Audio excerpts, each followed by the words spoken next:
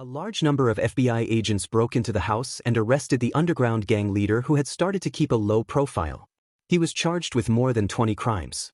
The same situation occurs everywhere in Hell's Kitchen. For a time, Hell's Kitchen was in a state of panic. Matt should have been happy about this situation, but he keenly felt that something was wrong. After knocking down a gangster from one of the Hell's Kitchen gangs, Matt held him down and interrogated him. "I don't know. We closed our business during this period, but we were still discovered." These are the exact words of that young man. Some people are bold and skilled, and want to take advantage of the lull after the New York War to expand their business. Some, however, choose to lay low and prepare to get through this sensitive period safely. But it was precisely these people who were arrested in large numbers. On TV news, the FBI was praised unanimously. Matt found a few more escaped gang members and questioned them, and the results were surprisingly similar. As a lawyer, he had a keen sense of smell and noticed something was wrong. He subsequently conducted investigations in Hell's Kitchen and found that the gangs arrested did not have many connections. There were even some who used to work under Gene Bing, but as Gene Bing went to prison, those people developed and gradually got out of his control.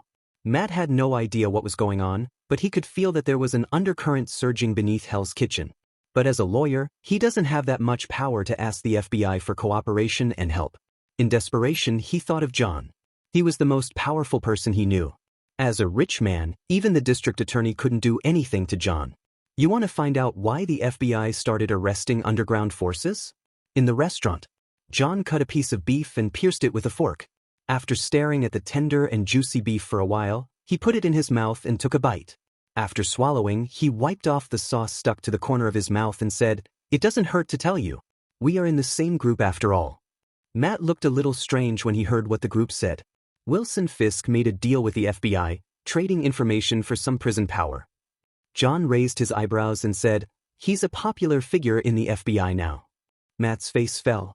Putting the eaten piece of beef aside, John took Matt's beef and started cutting it. He casually said as he cut, "Fisk is plotting revenge. I don't think it's as simple as reporting on some of his peers. He should find a way to leave the prison and take revenge on me." He said it casually, as if the person being retaliated against was not him.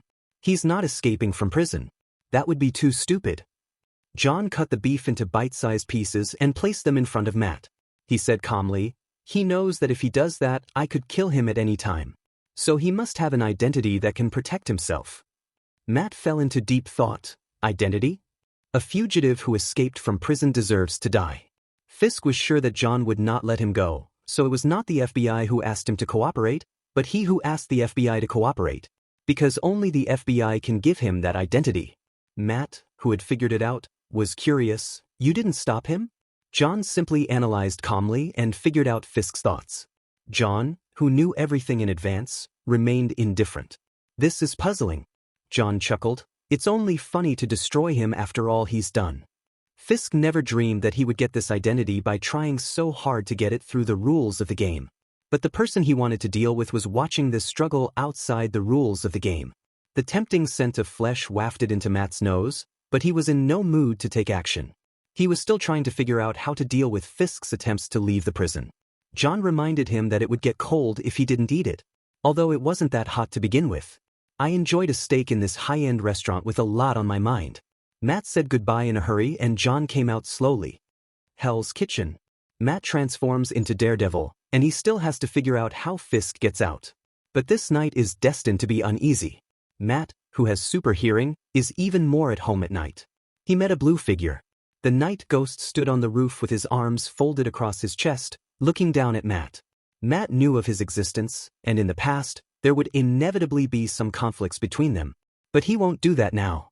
As John said, they are in the same group. The relationship between the two is still bad, but they will never fight each other. The two sides have different ideologies, just like Iron Man and Captain America. Although they may have conflicts, they will not fight each other. Matt made his way to a factory. This was originally a large contraband processing plant, but it was destroyed because of John's actions. A large number of blind workers were discovered and resettled and repatriated. The ruler here has never shown up from beginning to end, and no one knows who is in charge. Today, there is an unusual smell here.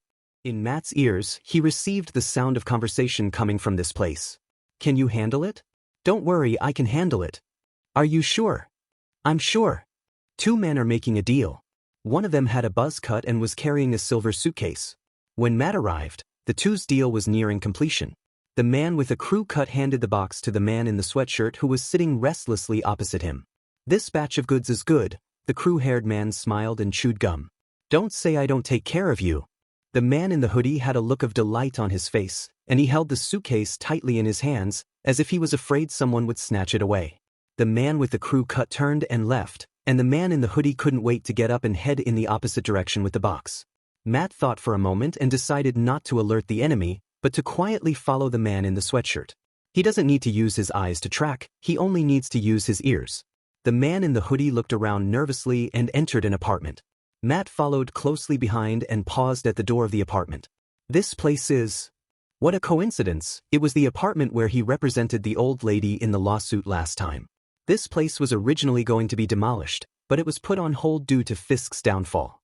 Some areas were damaged during the Battle of New York. The issue of demolition was brought up again, and a company wanted to acquire this place for demolition. Matt heard Fudge mention this case once during the day, and he used it as practice.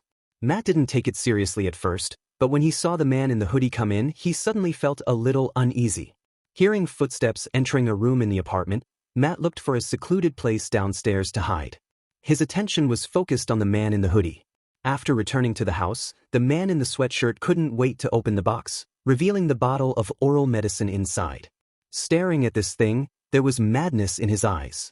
Rolling up his sleeves, he saw a clear scar on his left arm, which looked as if it had been cut off in the past. After getting the medicine bottle, the man in the hoodie didn't hesitate at all. He opened it and took a deep sip without hesitation, allowing all the liquid to enter his body. In an instant, his expression turned ferocious. The orange-red light flowed through his veins and gradually climbed up his face. He groaned in pain and clenched his teeth. His body temperature gradually rose, and by the time he realized something was wrong, it was too late. He struggled and screamed, but he couldn't suppress the power. Matt, who was outside, heard the sound and could feel the magma-like heat. That's not something humans can have. "No!" A roar came from the room. This caused confusion among other residents of the apartment. An old lady opened the door and was about to look for the source of the sound. At the door of the apartment at the end of the corridor, a terrifying explosion swept out. The old lady only had time to put her hands in front of her before the explosion instantly submerged her. Boom! The explosion also affected Matt, who was hiding downstairs. The air wave swept Matt away several meters and rolled on the ground. The chain reaction caused by the explosion shattered the glass of the apartment, and the flames blocked the escape route from the bottom floor, turning the apartment into a sea of fire. Matt stood up with difficulty. He couldn't see the flames, but he could sense them through the heat waves. The hot air hitting his face made his face change drastically. The explosion engulfed everyone in the apartment in flames. The culprit had already disappeared. Hell's Kitchen on fire. The explosion caused many deaths. John found out about the news, well, that same day. After all, his house is high enough, and he is not blind even though the fire is so big. But I don't know the specific reason. Anyway, it's not my place to be. It looks like Silverhand Fashion Construction will have more work to do. By the next day, news reports showed that the fire was even more serious. Even several surrounding apartments were turned into charcoal. Many people survived the Battle of New York and thought the disaster was over, but they didn't expect it to be the beginning of a new nightmare. A fire burned away the hopes of many people. Even if they survived, the fire took away all their belongings. This incident quickly attracted attention from all walks of life. A photo suddenly became popular. Daredevil, wearing a crimson suit, was photographed under the exploding building. At this moment, the flame of public opinion rushed towards Matt. John looked at the photo on TV and said in surprise, "It looks like Matt is going to take the blame." As he expected, the public opinion caused by the explosion surged towards Matt. Daredevil went from being the guardian of Hell's Kitchen to being a suspect in the bombing. At the same time, John learned an insignificant piece of news through Dex. Wilson Fisk was assassinated. While exercising in the gym, Fisk was assassinated by a rival gang in the prison. It is speculated that knowing that Fisk leaked the information to the FBI made other people in the prison malicious. This incident put Fisk's situation in danger, and the FBI had just tasted the sweetness of cooperation. Naturally, he didn't want Fisk to die in prison, so he got the opportunity to go out and monitor. He was transferred from the prison to a hotel and placed under 24-hour FBI observation. If you perform well, you may have a chance to see the light of day again. Why does Dax know so much? Because he was one of the FBI agents who was monitoring the situation, and he stayed in a hotel with Fisk every day. I have to say that Fisker's plan was good, but it went awry from the start. Fisker just had bad luck. Lay was very nervous about this precious baby. The boss also approved a 4-star hotel for Fisk to stay in. A prisoner is treated better than a normal citizen. If it weren't for the news of the huge explosion, I'm afraid the hotel downstairs would be surrounded by protesters. Dax asked what to do, whether he should take advantage of his power and kill the man directly. With Dax's current status, he can add some deadly poison to Fisk's food at any time as long as he wants to play dirty. But the FBI is not stupid. If they do that, Dax will be found out in less than a week. John would not make such an unprofitable deal as to sacrifice Dax for a criminal. Just let Dax continue to monitor according to the FBI's instructions. When Fisk is no longer valuable, he will be thrown back. Dax promised to complete the task, so John stopped asking about Fisk. And so, some time passed. During this period, news about Hell's Kitchen gradually died down. Apart from the first few days when celebrities spoke out to enhance their reputation, there were no more actual actions. They are just a group of people from the slums. Who would care whether they are wandering or begging? Matt found John and told him that the explosion was not an accident. He found out the identity of the man in the hoodie. He was a man who had lost his arm in a battle in New York. But when Matt was following him that night, he clearly felt that the other person's hands were intact and he didn't look like a disabled person at all. And after using a potion, the man's body heated up rapidly, and finally the room exploded. Matt escaped the disaster because he was standing downstairs, but he wasn't much better off. His ears were bleeding due to the stimulation of the sound waves from the close-range explosion. His hearing is now damaged and needs recuperation to recover. It just so happened that Daredevil was in the spotlight these days, and he returned to his role as a lawyer to continue investigating the bombing case. This kind of thing can only be investigated by him. Dax spies on Fisk at the hotel. Ivan was fiddling with the fighter. Things aren't serious enough to require the intervention of the Avengers. Everything began to return to normal, and the news about the explosion and Fisk's release from prison seemed to have disappeared. John wanted to skip work, but was caught by Hattie's punitive hand. Who's coming this time? John leaned back in his chair, looked at the ceiling and sighed deeply. Seeing him like this, Hattie felt helpless towards her unmotivated boss. It just so happens that this boss is the founder of the Second Alliance. The other members of the Second Alliance were either fighting lawsuits and investigating the explosion, or working in the FBI to monitor prisoners 24 hours a day, and some were working all night in the laboratory researching technology. Only John feels like an outsider every day. At most, I would go to the medical department to check out the regeneration cradle and ask Dr. Helen if she knew Nagini. The boss is not living up to his expectations and the assistant is very sad. When will he be able to surpass Stark Industries and become the richest man? Hattie picked up the tablet and looked at it. You have an appointment. Reserve? John glanced at Hattie, and as expected, it was Hattie who answered the call for him. This appointment seems to be very important. When he saw the man, John stared at his silver-gray suit for a while. He gave Hattie a look. Hattie rolled her eyes. Hello, Mr. Wick. The man raised his lips, revealing a confident smile that could charm a woman, and extended his hand to shake hands warmly with John. Aldridge Killian. Killian smiled. I'm very grateful to your father. He gave me everything I have now. AIM's current achievements are all thanks to his help. Speaking of this, John suddenly remembered that the company in which his father held the largest stake, besides Taran Industries, was AIM. AIM is a technology company similar to PIM Technologies. The difference is that PIM Technologies was not founded by John's father, but AIM almost exists because of his father's investment. Because of this, most of the shares in AIM are in the hands of Watson Wick. The person in front of me is the CEO of the company and a member of the R&D team. They are dedicated to studying electricity and genes. Killian came to visit with a purpose. After he sat down, he said, I heard that Mr. Wick went to PIM Technology Company some time ago. Killian's eyes flashed with a deep meaning and he asked, I wonder if there is something about us that makes Mr. Wick dissatisfied? Not satisfied? John glanced at Killian's eyes and said calmly, there's nothing unsatisfactory about it. I just went to visit the company that owns shares. Oh, Killian said jokingly, I thought Mr. Wick was dissatisfied with the project we're currently researching and wanted to change the research company. What project? John had never studied his father's company carefully. Killian looked at him deeply and said, "The ultimate creature." The ultimate creature? John remained silent at the name. This guy lowered his posture as soon as he arrived. He must have something up his sleeve. You might as well listen to him. As expected, Killian stared at John and spoke to himself. Mr. Watson Wick is a major shareholder in our company. He has already witnessed the ultimate biological results. However, when we were about to discuss further, Mr. Watson Wick disappeared, so we had no choice but to delay. He took 3 balls from his pocket and threw them on the table. The sphere glowed, and a video of the meeting was projected into the office. In the video, Killian is describing the ultimate biology project. John saw a familiar figure. He was sitting at the very top, his cheek supported by the back of his left hand, his right hand tapping the mahogany table from time to time. His own father, Watson Wick. My father, whom I haven't seen for a long time, has become a little older than he was back then. Wrinkles appeared at the corners of his eyes, and he became more calm.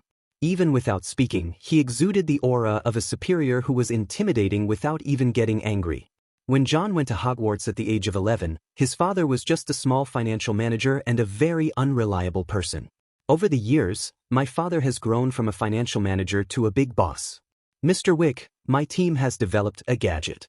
I call it the ultimate creature. Killian in the video was talking. He tried to impress Watson Wick and even brought out his research results on the ultimate creature. It was a bottle of liquid that, when injected into the body, could complete the genetic upgrade. It has a name called the Desperate Virus. The father in the video picks up a bottle, but he doesn't express his opinion on the project, just saying he'll think about it. The meeting ended and the images disappeared. John noticed that his father did not put down the bottle of potion and left. He looked at Killian again, already understanding his intentions. Mr. Wick, did your father leave you anything?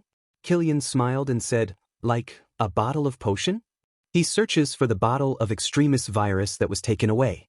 The bottle that Watson Wick took away was not ordinary, it was the original extremis virus. It is also the most important one. Killian thought that John went to PIM Technologies, also a technology company, to study the extremis virus. This puts him in front of John. He stared at John, a hint of danger in his eyes. That thing is a company asset. I hope Mr. Wick can return the product of AIM. John met Killian's eyes and smiled. I'm sorry, I didn't see that thing. Killian frowned and looked at John deeply for a long moment. Well, I hope Mr. Wick can let me know if he has any news about your father. Killian stood up and said with a fake smile, that thing is really important to me. Dr. Maya Hansen hasn't slept well for a long time because of it. I feel sorry for what happened to Mr. Watson Wick. He finally said, goodbye, Mr. Wick. He left the meeting room. John watched him go away and Hattie said, he seemed to be threatening you? It appears that you knew about the attack on my father. John deadpanned, my father took something important from him and he's trying to get it back at all costs. What do you need to do? Hattie knew that John would not let her go so easily. John gave a smile similar to Killian's, of course I'll find it and solve it. Ferdinand is not an employee of Taran Industries in theory, he is John's personal driver. Although he usually brags to the beautiful female employees in the company about how much his boss trusts him, everyone actually knows that this guy doesn't even have an ID card. So naturally, I don't have my own office. He had no choice but to sit on the sofa in the lobby while waiting for his boss to get off work. Ferdinand looked at the shaved man sitting awkwardly opposite him with disdain on his face. You can tell at a glance that he's a social butterfly, unlike me, who has already stepped half a foot into high society. As a former gangster, Ferdinand showed great disdain for the man. Although he was just a driver, he was Mr. Wick's driver. That's someone who can deal with government officials with just one phone call. There is a saying in the East, a 7th rank official in front of the Prime Minister.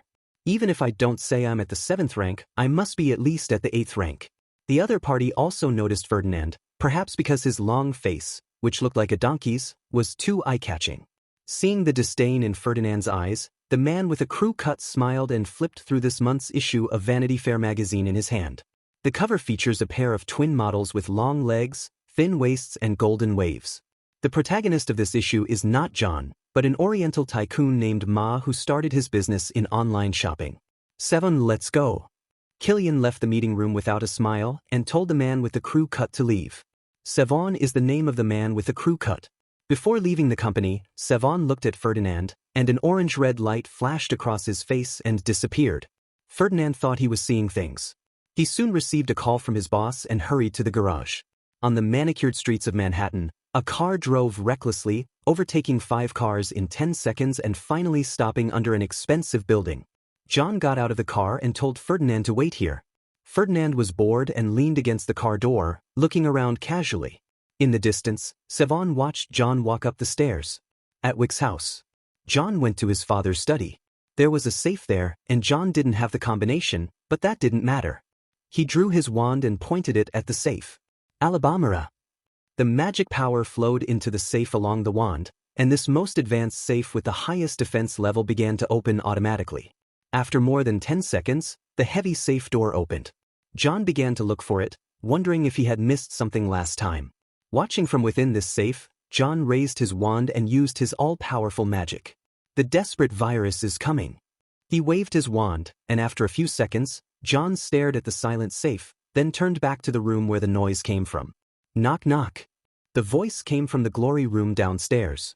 John listened to the banging sound coming from behind the door and opened it silently. His eyes were fixed on a bookshelf containing the works of Gilderoy Lockhart.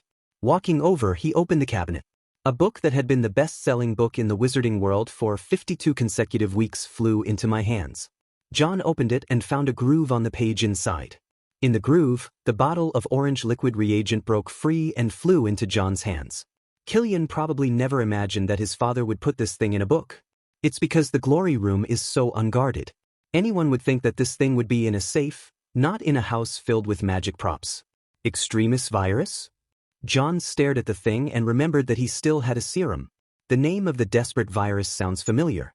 Since it sounded familiar, John guessed which Marvel work it should have appeared in. Apart from being familiar with the Avengers movies, he hasn't read many of the personal biographies, mainly because there are simply too many of them. This resulted in gaps in his memory of the plot from time to time. Since it has appeared in Marvel works, there is nothing wrong with collecting it. It's like a cradle of rebirth. Even though you don't understand it very well, you just have to take it. When I find some time, I can study the desperate virus and analyze the bottle of serum at the same time. John was the top student in his grade in potions. Although potions were a little different from genetics, they both involved research and treatment of the human body, so they shouldn't be too different. He has the confidence that he can figure it out.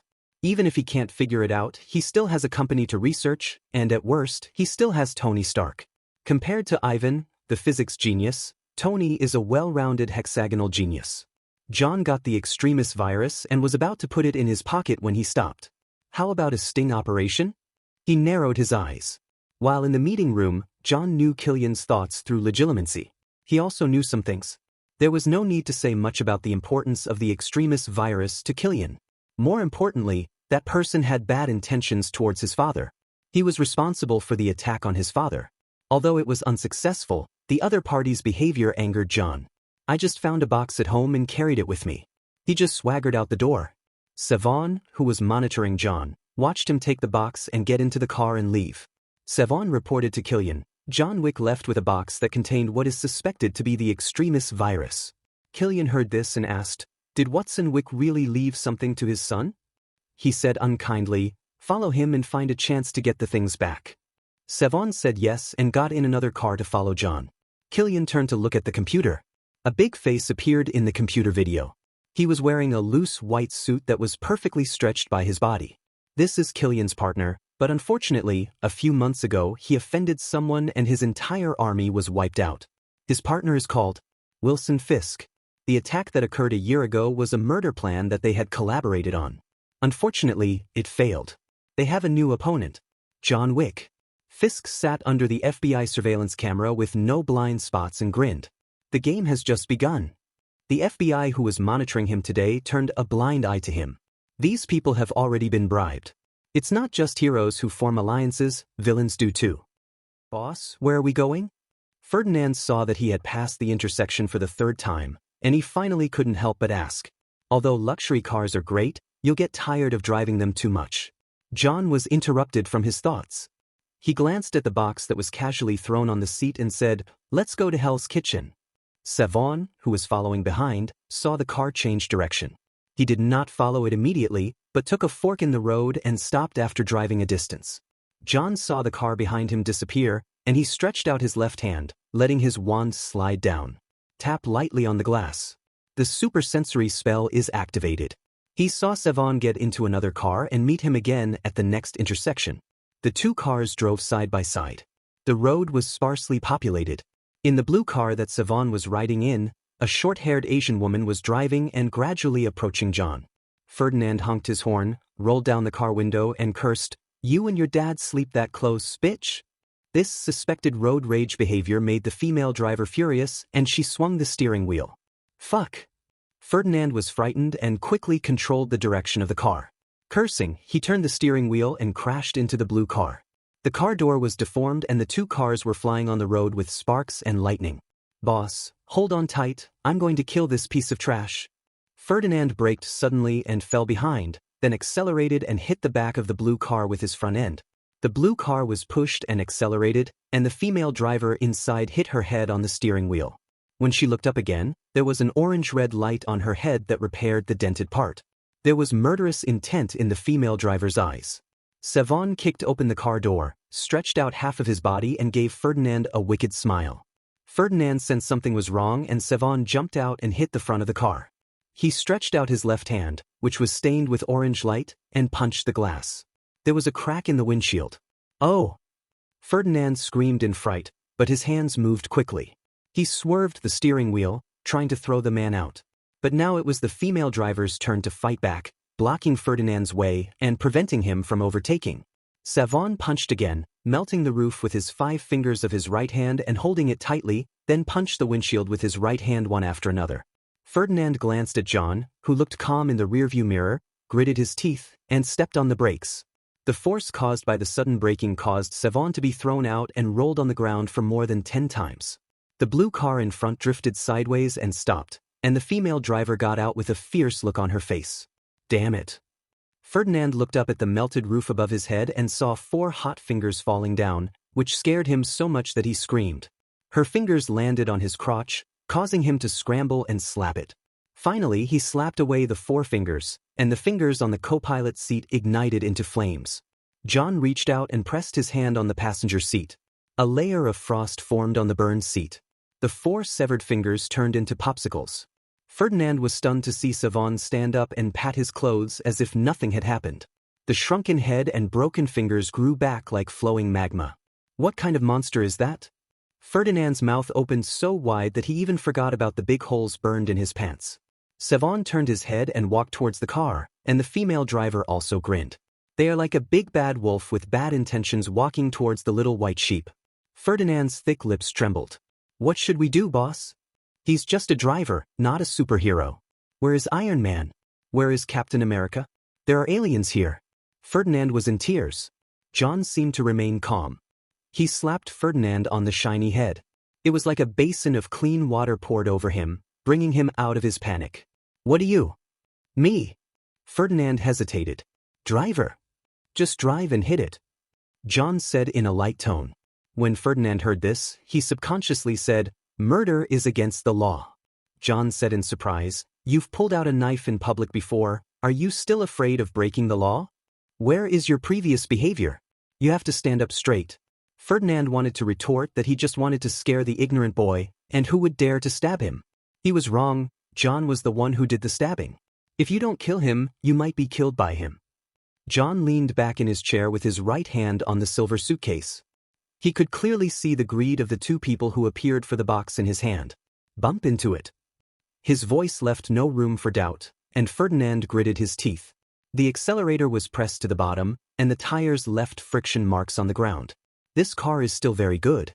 He rammed head-on into the 2 people in front of him, pushing them away and knocking away the blue car blocking the road, running away like a wild horse.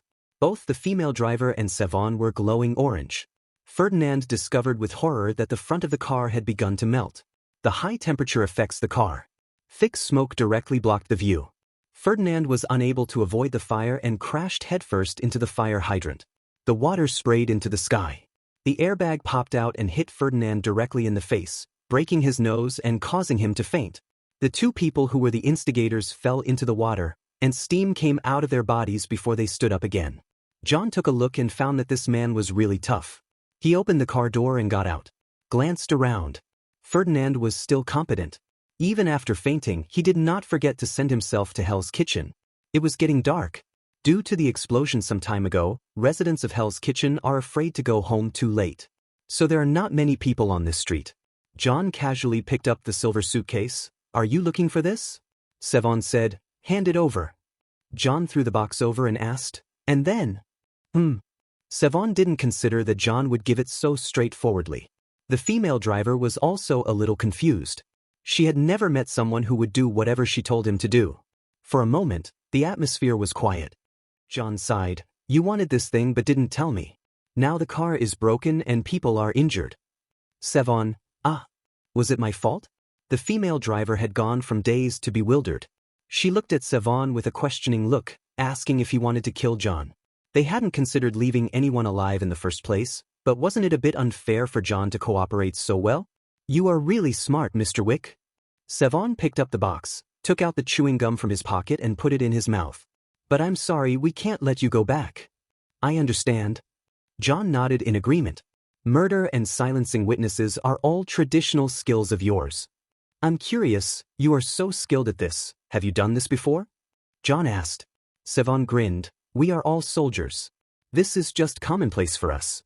They were all recruited from disabled soldiers and became experimental subjects of the ultimate biological project.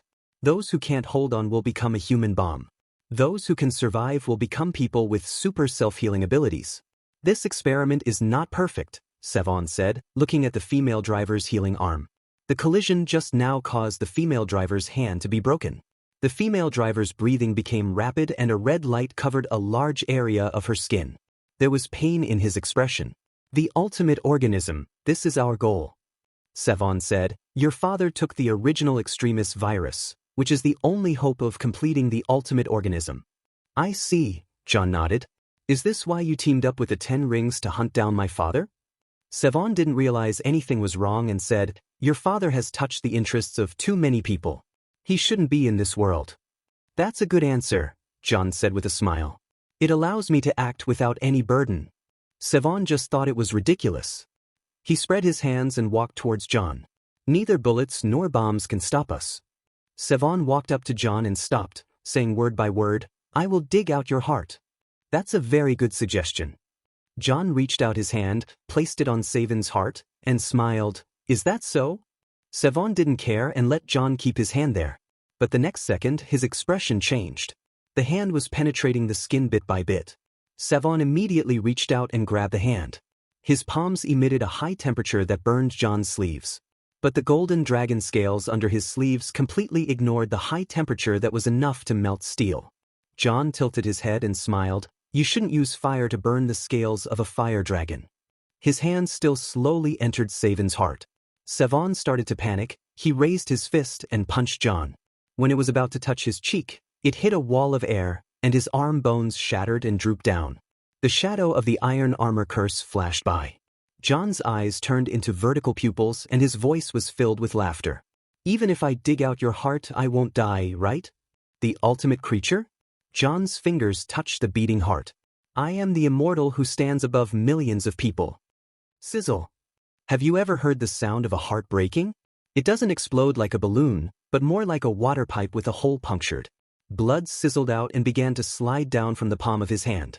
The beating heart slowly lost its power like a ball slipping out of your hand. It turns out that the ultimate creature will die even without a heart. An indifferent voice sounded. Sevon opened his mouth, raised his hand, and tried to take back his heart tremblingly. But that little distance seems as far as the end of the world. Darkness eroded consciousness, and finally, all that remained in the mind were those emotionless vertical pupils. It will accompany him to hell and into damnation. The magic wand touched Savin's temple, and strands of silver threads were drawn out of Savin's brain and finally fell into John's reagent bottle. John looked at the female driver who was about to explode and was emitting a large area of orange light. He walked over and saw the horrified look in the female driver's eyes. The female driver actually wanted to move just now, but John's look made her body stiff and unable to move, like prey being targeted by a predator. Savin's downplaying of death was seared into the female driver's mind. The panic on her face was as she listened to the approaching footsteps of death. The orange light became brighter and brighter. An imperfect extremis virus can be unstable and explode. The female driver was on the verge of explosion. She was holding back, ready to drag this devil into hell the moment John arrived. However, when John came up to her, she couldn't even move. Die. As a former soldier, the female driver used up all her life strength. Fire burst from her veins, transforming into a ball of flame that was about to explode. The corridor of time. The moment the explosion occurred, John's wand twisted. The flames that rushed out of the body went back into the body as if reversed. The distorted face turned into horror. Sometimes, death is a kind gift. The violent and chaotic power, under the effect of time reversal, drilled back into the body. However, the fear and pain caused by the burning and explosion did not decrease at all, but instead increased exponentially. The body burned by flames needs to pass through the flames again, from the inside to the outside, and then from the outside to the inside. The female driver let out a silent scream, her vocal cords still burned. John leaned close to her earlobe, and his low, hoarse voice was as deadly as the caress of a poisonous snake crawling in the desert. Go to sleep. In a word, the female driver lost consciousness. The powerful female warrior fell down, and the orange-red light disappeared from her body. John glanced at the still spouting fire hydrant. As I walked over, the fire hydrant began to repair itself. The wet ground made one wonder if it had rained. Opening the car door, John dragged Ferdinand out. Staring at the car with its front end melted beyond recognition, John thought for a moment. Will insurance cover it? How should I explain to the insurance company that I was attacked by two little firemen? Forget it, don't worry about it. It's not your car anyway. Because of the New York War, it is estimated that more than half of the insurance companies have declared bankruptcy. John used a zombie levitator to carry a sleeping, unconscious man towards Matt's house. He remembered that Matt's house was quite big, and Matt was also investigating the explosion. Just throw this woman over. As for John, he had the memories extracted from Savin's mind. It's a big step forward. I originally thought that Dad was being targeted by the Kingpin because of the high table, but then Killian with AIM showed up. Maybe there are other people waiting to show up as well. Dad is in the spotlight, but unfortunately he can't fly. Because of his damaged ear, Matt has been relying on his identity as a lawyer to investigate cases recently. And today he finally recovered. He smelled blood from his nose and mouth, and after spitting it out, his hearing returned to him. He heard footsteps approaching. One person, but there are two heartbeats? He immediately became alert. There was the sound of the door lock turning. Then the door opened. What are you doing? John casually turned on the light and looked at Matt, who was about to hide. John. Matt breathed a sigh of relief when he heard the familiar voice. He tilted his head and asked, You brought someone with you? After letting the two floating people come down, John said casually, I encountered some problems today. Do you have any handcuffs or ropes at home? Some sedatives would be best too. Matt. I'm just a lawyer, I don't bite people's kidneys. Although the configuration John mentioned could be easily misunderstood, Matt still believed that John would not break the law for the small amount of money he earned. After all, the person in front of you is the heir to a business empire. Illegal activities can be very profitable, but legal ones can make more money. After finding the things out, John looked at the pink handcuffs and fell into deep thought. You're a lawyer, but you're quite extravagant. Cough, cough. Matt coughed twice. This really wasn't his. It was just that his ex-girlfriend liked this. Even though he is blind, Matt also has a girlfriend, now her ex-girlfriend. John handcuffed the female driver's hands to the chair, took out the rope, and followed the same method, lighting it with his wand and casting the freezing fire spell. A fireproof rope that is not afraid of high temperatures was born. Let Matt tie the man up, and John wake up Ferdinand at the same time. The pain from his nose made him grimace, and when he saw himself lying on the sofa, Ferdinand rolled over to his feet. Boss? What am I doing? You crashed your car, John said. Remember to ask the insurance company to pay for my car afterward. Ferdinand was bewildered. When he saw the tied-up female driver, he was immediately filled with anger. It's all because of this guy. Matt also learned the whole story. Unexpectedly, just as he was investigating the veteran, John caught the person behind the scenes. Wake up. John picked up the kettle and poured it over. The female driver was poured with cold water. John told Matt, the extremis virus causes the human body to lose control and explode. You can follow this clue. What about you? John pushed forward the clues he had worked so hard to find with just one move, and Matt felt indescribably complicated. John shook the reagent bottle in his hand and said, "I'm going to investigate. There are still a few people who have complaints about my family." They were talking as if no one was around. When the female driver woke up, she saw herself tied up. She was about to use her ability to burn the rope. Matt noticed her temperature rising. Not good. He was about to tell John to dodge, but he saw John calmly watching the female driver increase the temperature, but still unable to shake the ordinary rope. How is that possible? The female driver couldn't believe it. Even metal must be melted under its own high temperature. But not only was the rope fine, even the chair under my butt didn't move at all. John said to Matt, "I'll leave her in your care. If you find her getting agitated, just inject the sedative into her." In order to facilitate Matt's trial, John also personally sponsored half a bottle of truth serum. While leaving the people at Matt's place, John carried the box and hailed a taxi in a swaggering manner. Robert turned around inside, showing his white teeth, and smiled. "How can I help you? I would be happy if you could take me home." John also thought it was a coincidence. This is actually not a coincidence. Robert came here to investigate the explosion.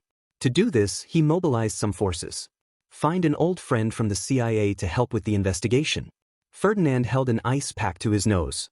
John could have cured this injury with just a magic trick.